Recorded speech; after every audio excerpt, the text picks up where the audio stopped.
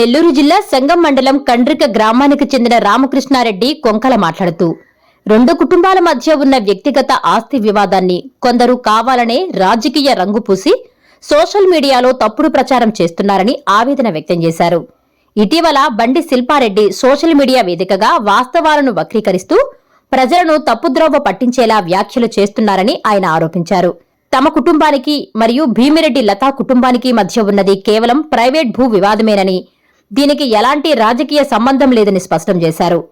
ఈ భూ వివాదానికి టీడీపీ నాయకుడు బాణా శ్రీనివాసులరెడ్డి గాని, మంత్రి ఆనం రామనారాయణ రెడ్డి గాని ఎలాంటి సంబంధం లేదని అన్నారు. భూ వివాదానికి సంబంధించి ఇరుపక్షాలు కోర్టును ఆశ్రయించగా సుదీర్ఘ న్యాయ ప్రక్రియ అనంతరం కోర్టు తమకు అనుకూలంగా తీర్పిచ్చిందని రామకృష్ణారెడ్డి తెలిపారు. ప్రస్తుతం అధికారులు కోర్టు ఉత్తర్వుల మేరకే విధులు నిర్వహిస్తున్నారని, ఇందులో ఎలాంటి రాజకీయ జోక్యం లేదని స్పష్టం చేశారు. తమ స్థలాన్ని ఆక్రమించి ఆస్తులకు నష్టం కలిగించడమే కాకుండా కుటుంబ సభ్యులను మానసికంగా వేధించిన విషయాలను స్థానికులకు తెలుసని తెలిపారు. తమకు జరిగిన అన్యాయాన్ని కప్పుపుచ్చేందుకు వివాదాన్ని రాజకీయ కోణంలో చూపించడం బాధాకరమని పేర్కొన్నారు. వాస్తవాలను తెలుసుకోవాలనుకునేవారు సోషల్ మీడియాలో వచ్చే ప్రచారాలను నమ్మకుండా కోర్టు పత్రాలు, న్యాయపరమైన అంశాలను పరిశీలించాలని కోరారు. న్యాయస్థానం ద్వారానే ఈ వివాదానికి పరిష్కారం లభించిందని, ప్రజలు అపోహలకు లోను కాకుండా వాస్తవాలను గుర్తించాలని విజ్ఞప్తి చేశారు. నమస్తే మిత్రులకి, నా శ్రేయభిలాషులకి అందరికీ నమస్తే. ముందుగా ఈ మధ్య సోషల్ మీడియాలో అవాస్తవాలని ప్రచారం చేస్తూ మీడియా మిత్రులకి రకరకాలుగా అబద్ధాలు ప్రచారం చేస్తుంటే దాన్ని ఖండించడానికి ఈరోజు మీడియా వాళ్ళు నన్ను అడిగితే ఇంటర్వ్యూ చేయడం జరుగుతుంది. యాక్చువల్గా మా నాన్నగారు 1972లో ఈ గ్రామానికి వచ్చారు. గ్రామంకి వచ్చి ఈ గ్రామంలో నివసిస్తున్నారు. అయితే మాకు మా మేనత్తలకి 1980 నుంచి మా స్థలాల గురించి వివాదం నడుస్తున్నది. అయితే దీంట్లో మా ఫస్ట్ ఇల్లు మా పెదనాన్న ఇల్లు, రెండో ఇల్లు మాది. అయితే మా పెదనాన్నలు సీతమ్మ అనే ఆమె దగ్గర ఇల్లు కొనుక్కున్నారు. ఆ ఇల్లు కొనుక్కునేటప్పుడు ఆమె ఫ్రెండ్ అయిన సుబ్బమ్మకి 2 అంకణాల స్థలాన్ని ఆమె దానంగా ఇచ్చింది. ఆ దానం దాంట్లో సుబ్బమ్మ అనే ఆమె జీవిస్తున్నది. ఆ సుబ్బమ్మ అనే ఆమె మరణించిన తర్వాత ఆమె తమ్ముడైనటువంటి భీమిరెడ్డి పుల్లారెడ్డి చిన్న పాకేసుకొని నివసిస్తున్నాడు. భీమిరెడ్డి పుల్లారెడ్డి ఆయన నాకు తాత అవుతాడు. మంచి వ్యక్తి. ఆయనకి 6 మంది మనవాళ్ళు ఉన్నా కూడా నన్నే బాగా ప్రేమగా ఉండేవాడిని. నేను ఇంటి పక్కన ఆయనకి చేదోడు వాదోడు ఉండేవాడిని. అందువల్ల మేము ప్రేమాభిమానాలతో మంచిగా ఉంటున్నాం. ఆ భీమిరెడ్డి పుల్లారెడ్డి గారికి మాకు ఎటువంటి గొడవలు లేకుండా మంచిగా హ్యాపీగా జీవిస్తున్నాం. అయితే భీమిరెడ్డి పుల్లారెడ్డి గారు కొంచెం ముసలాళ్ళు అయిన తర్వాత వాళ్ళ కూతురైనటువంటి భీమిరెడ్డి లత అని ఆమె గ్రామంకు రావడం జరిగింది. ఆమె వచ్చి వాళ్ళ నాన్నగారితో ఉంటూ వాళ్ళు అప్పటి వరకు ఉన్న పాకాన్ని తీసేసి వాళ్ళ ఒక చిన్న పక్కా గృహాన్ని 3 అంకణాల్లో ఇల్లు కట్టుకొని జీవిస్తున్నారు. అయితే మాకు మా మేనత్త వాళ్ళకి మధ్య జరుగుతున్న గొడవలో వాళ్ళకి ఎటువంటి సంబంధం లేదు. మా మేనత్త వాళ్ళకి గొడవ నడుస్తున్నప్పుడు ఇల్లు కట్టుకోవాలని 2023లో నాకు ఫోన్ చేసి అడగడం జరిగింది. అడిగితే నేను చెప్పాను, అది వివాదంలో ఉంది మాకు వాళ్ళకి. మీరు ఆ ఇల్లు ఉంటే మన బంధువులు పండగలప్పుడు వచ్చినప్పుడు వాళ్ళకి యూజ్ అవుతుంది, ఆ ఇల్లు అలాగే ఉంచుకోండి. మీకు 50 అంకణాల స్థలం మా బాబాయ్ వాళ్ళది ఉంది, ఇప్పిస్తాను, అక్కడ కట్టుకోమని చెప్పాను. వాళ్ళు ఎలాగ ఆలోచించారో తెలియదు.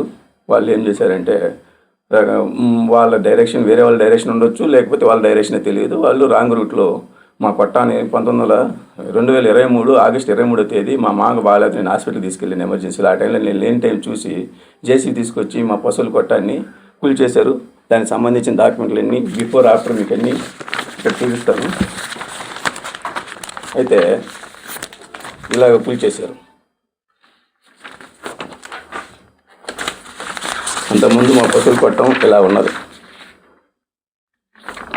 కూల్చేసి మమ్మల్ని రకరకాల ఇబ్బంది పెడుతూ రకరకాల మా మీద కేసు పెట్టి ఆ రోజున్న గవర్నమెంట్ని వాళ్ళు యూజ్ చేసుకొని కేసులు పెడుతూ దౌర్జన్యంగా నాకు దారి స్థలం 8 అడుగులు దారి స్థలం ఉంటుంది, దాన్ని ఆక్యుపై చేసుకుని ఇల్లు కట్టుకుంటున్నప్పుడు ఇరిగేషన్ వాళ్ళు, పంచాయతీ వాళ్ళకి నోటీసులు ఇవ్వడం జరిగింది. అయినా వాళ్ళు పంచాయతీ వాళ్ళు కానీ ఇరిగేషన్ వాళ్ళు కానీ ఏమి లెక్క చేయకుండా దౌర్జన్యంగా మమ్మల్ని కూడా బెదిరిస్తూ వాళ్ళు ఇంటి నిర్మాణం చేపడితే దానికి సంబంధించి నేను ప్రతి చోట అర్జీలు ఇవ్వడం జరిగింది.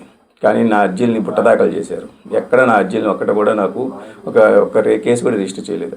నాకు తప్పని పరిస్థితిలో నేను 2024లో లోకాయుక్తకి వెళ్ళాను. వాళ్ళు హైకోర్టుకి వెళ్ళారు. హైకోర్టు నుంచి వాళ్ళు వేసిన రిట్ కొట్టే వస్తూ ఇచ్చిన కాపీని మీకు కూడా ఈరోజు ఇక్కడ చూపిస్తున్నాను. తర్వాత మీరు ఆంధ్రప్రదేశ్, ఇది లోకాయుక్త ద్వారా నేను వెళ్ళిన సమ్మాన్లకు వచ్చిన కాపీ. ఈ కాపీలో క్లియర్గా ఇరిగేషన్ వాళ్ళకి ఇన్స్ట్రక్షన్స్ ఇచ్చారు. వాళ్ళు ఆక్యుపై చేసిన దాన్ని డిస్మాండిల్ చేయండి అని చెప్పేసి. ఇక తర్వాత అప్పట్లో ఇరిగేషన్ స్థలం ఆక్యుపై చేస్తున్నట్టు మీడియాలో వచ్చిన కథనాలు.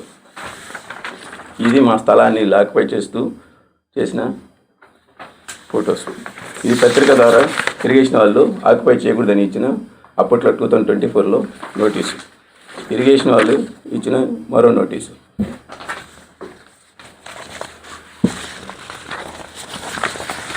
ఇది హైకోర్టు వాళ్ళు వేసిన రిట్ కొట్టివేయబడుతూ చూపించిన నోటీసు. దీనికి సంబంధించి ప్రతి డాక్యుమెంట్ చాలా ఉన్నాయి, ఇదంతా మీ టైంని వేస్ట్ తెలుసుకోలేదు.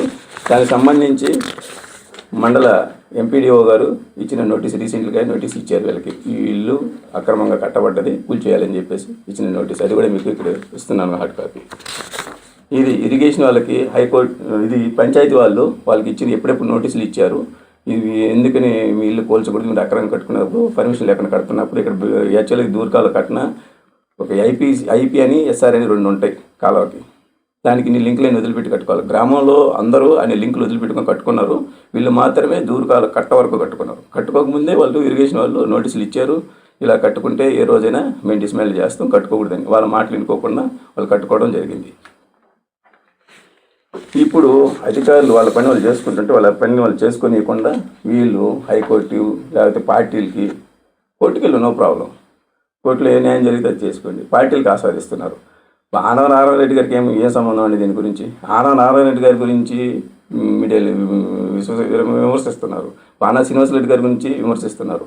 ఇది మా ఇద్దరు కుటుంబాల మధ్య జరుగుతున్న ఇష్యూ. మేము 1980 నుంచి బాధపడుతున్నాం.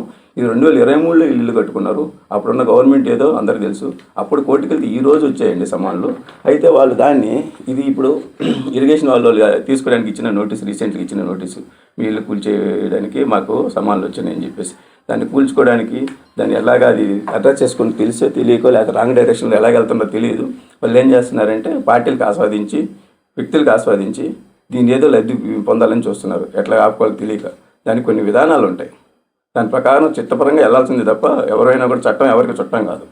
అట్లాగే మేము కూడా న్యాయస్థానం ద్వారా వెళ్ళాం తప్ప వాళ్ళు ఈరోజు పర్సనల్గా ఎక్కడా కూడా విమర్శించడం కానీ ఎదురెదురు మాట్లాడుకోవడం కానీ జరగనే లేదు. కానీ ఈరోజు వాళ్ళు సోషల్ మీడియాలో మా వల్ల బండి శిల్ప అని చెప్పేసి అలియాస్ భీమిరెడ్డి శిల్పారెడ్డి గారు సోషల్ మీడియాలో ఇలా పెడుతుంది, మాకు ప్రాణహాని ఉంది, మా మదర్ వాళ్ళకి ప్రాణహాని ఉంది అని చెప్పేసి. మేము ఎవరికి హాని చేసే వ్యక్తులు కాదు. మేము ఏదో చిన్న జీవనాధారం గురించి ఏదో చిన్న ఉద్యోగం చేసుకుంటూ బయట జీవిస్తున్న వ్యక్తులు. ఈ ఊర్లో పండగలకి సెలవులకి ఎలాగ వచ్చి వెళ్తాం తప్ప ఎక్కడికి మేము ఎవరిని ఇన్ఫ్లుయెన్స్ చేసే వ్యక్తులం కాదు. ఏ సోషల్ మీడియాలో లేవు మాకు. నేను ఇప్పటివరకు ఏ ఒక్క వీడియో చేయలేదు, ఎవరి దగ్గర ఏమీ చెప్పలేదు.